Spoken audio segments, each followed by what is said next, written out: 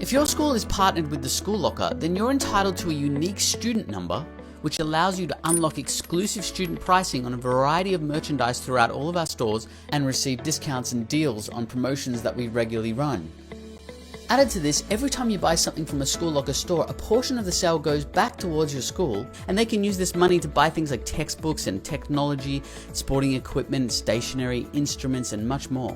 This quick video will show you how to create an account and activate your Student Advantage number so you can do things like quick checkouts, have multiple shipping addresses, and even monitor your orders nice and easily.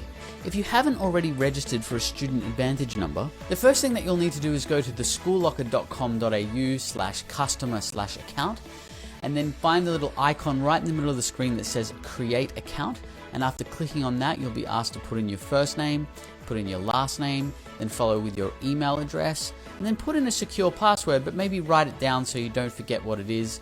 And after you've verified that email, because you don't yet have a Student Advantage number, you just leave it blank and click on the Submit button.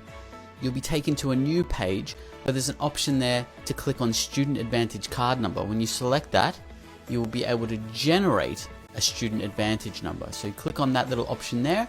All you need to do is fill out what the school is that your child attends and what year level they're in. And once you press submit, you'll see that Student Advantage number pop up, and that will be your unique number that you can use to get amazing deals on all our education pricing and special promo deals that we do for the School Locker.